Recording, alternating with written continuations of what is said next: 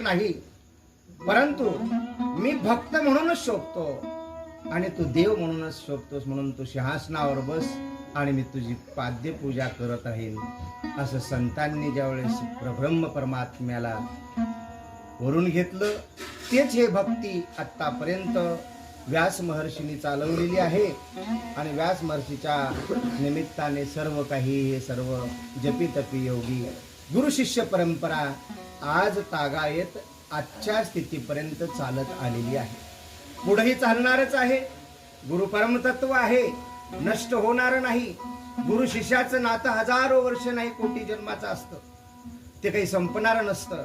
म्हणून ही परंपरा जतन करण्यासाठी आज पौर्णिमा, व्यास पौर्णिमा म्हणतात, गुरु पौर्णिमा म्हणतात, आजचा पवित्र दिवस साजरा करण्यासाठी मज पामराये काय थोरपण या न्यायानं आज मी एवढा मोठा नाही, की मी एवढा योगी नाही, की महाराज नाही किंवा ज्ञानी नाही, परंतु जे प्रेम उत्पन्न होतं, ज्या गुरु ठिकाणी जे प्रेम उत्पन्न होतं, ज्या परब्रह्म परमस्वरूपाच्या ठिकाणी प्रेम उत्पन्न होतं जगताविषयी, ते प्रेम या शरीरातून निर्माण होतं एवढंच मला माहिती आहे.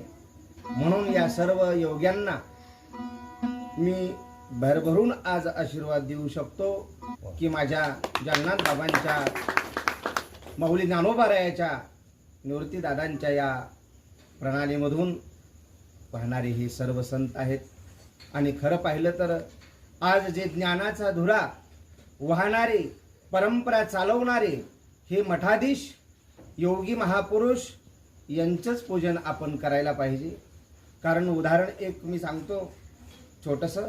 आळंदीमध्ये ज्यावेळेस हे साधक शिष्य वारकरी संप्रदायामध्ये शिकत होते, आम्ही त्यावेळेस समजा तुम्हाला ऐकायला असेल की आपले गुरुवर्य मारुतीबाबा गुरु प्रत्येक साधकाच्या, प्रत्येक जिथं जिथं धर्मशाळेमध्ये साधक राहतात त्या साधकाच्या उंबरवट्याला पाणी घालून रोज दर्शन करायचे. कारण की मला नाही कळलं